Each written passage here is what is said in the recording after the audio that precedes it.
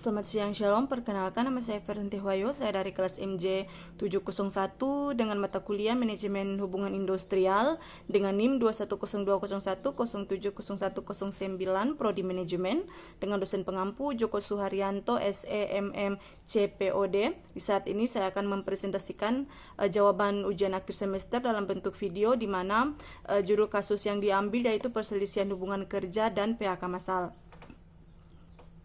yang dimana PHK massal akibat efisien APBN 2025 yang saya ambil sendiri dari Detik Bali atau Berita Bali, di mana yang pertama, Kepala Komunikasi Kepresidenan Hasan Nasbin menepis isu terkait ancaman gelombang pemutusan hubungan kerja atau PHK bagi pekerja kontrak akibat kebijakan efisiensi anggaran pendapatan belanja nasional dalam kurung APBN 2025, menuntutkan tidak ada arahan dari pemerintah untuk melakukan PHK terhadap pekerja kontrak di kementerian dan lembaga negara.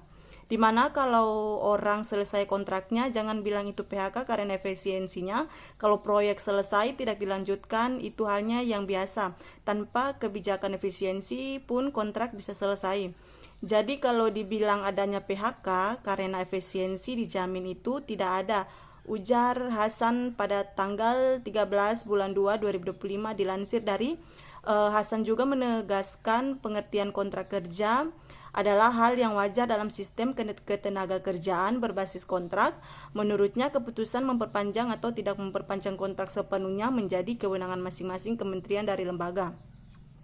Dan yang berikut, selain pembantahan isu PHK massal, Hasan juga meluruskan informasi yang menyebut efisiensi anggaran penggunaan layanan publik ialah menilai adanya beberapa ilustrasi yang keliru dan menafsirkan instruksi Presiden atau Inpres nomor 1 tahun 2025 tentang efisiensi APBN dan APBD.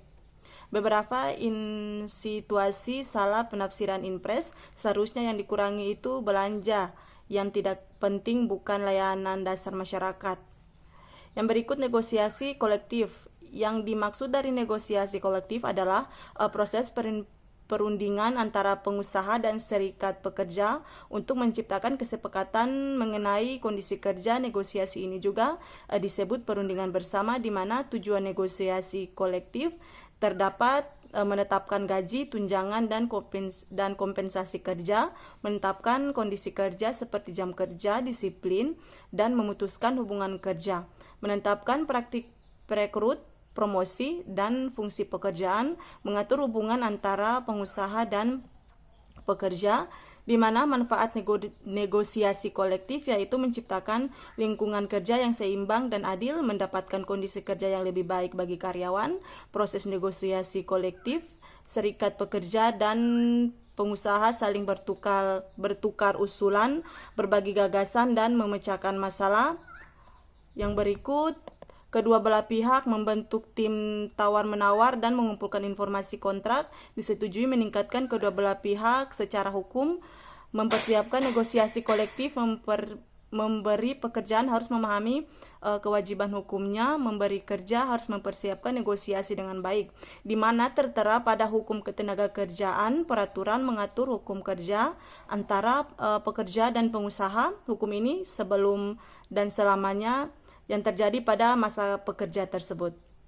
Tujuan hukum ketenaga kerjaan di Indonesia adalah di mana membedakan tenaga kerja secara optimal dan manusiawi, mewujudkan kepemerapatan kesempatan kerja, memberikan perlindungan kepada tenaga kerja, meningkatkan kesejahteraan tenaga kerja dan keluarganya, menciptakan keadilan sosial dalam bidang ketenaga kerjaan, di mana terdapat dalam undang-undang yang mengatur hukum ketenaga kerjaan di Indonesia. Terdapat dalam Undang-Undang Nomor 13 Tahun 2003 tentang ketenaga kerjaan.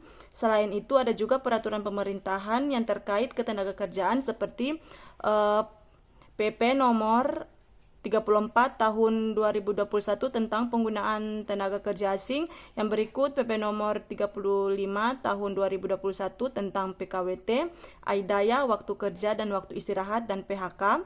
Yang ketiga, PP nomor 36 tahun 2021 tentang pengupahan. Dan yang terakhir, PP nomor 37 tahun 2021 penyelenggaraan program jaminan kehilangan pekerjaan, di mana beberapa hal yang diatur dalam Undang-Undang Ketenagakerjaan adalah yang pertama, landasan, asas, dan tujuan pembangunan ketenagakerjaan, sedangkan yang kedua, kesempatan dan perlakuan yang sama dalam hal ketenagakerjaan, yang ketiga, pencernaan tenaga kerja dan informasi ketenagakerjaan, dan yang keempat, pelatihan kerja, yang kelima, penempatan tenaga kerja, yang keenam, perluasan kesempatan kerja, dan yang terakhir, hubungan kerja.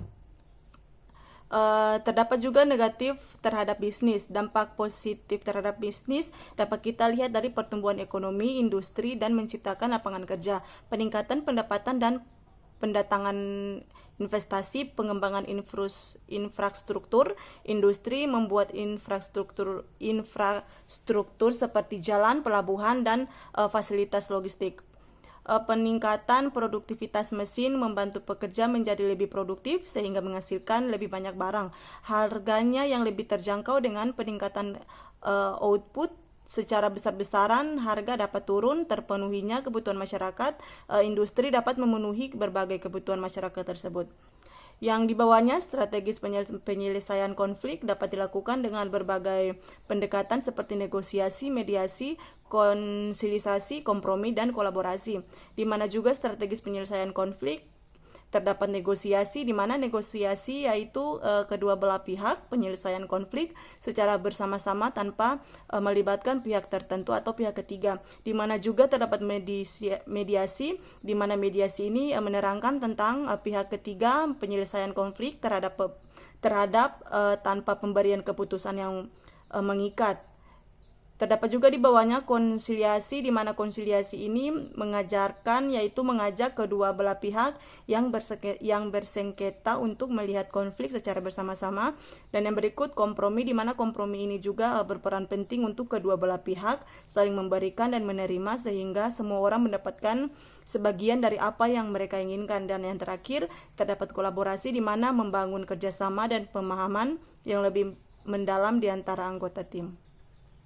Yang berikutnya, tips penyelesaian konflik dapat kita lihat di bawahnya itu terdapat hindari penyudutan salah satu pihak, bersikap adil terhadap semua pihak, berkomitmen dan konsisten dalam penyelesaian konflik.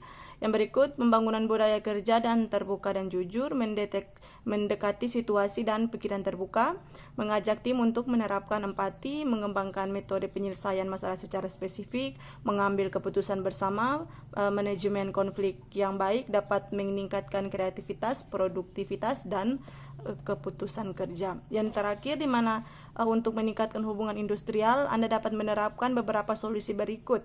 Komunikasi terbuka memanfaatkan saluran komunikasi yang jelas untuk diakses oleh semua pihak terkait. Yang pertama, dialog sosial, jalin komunikasi intensif dengan serikat pekerja, buruh, dan pengusaha. Yang berikut, mediasi, selesaikan perselisihan dengan berdialog untuk mencari solusi terbaik.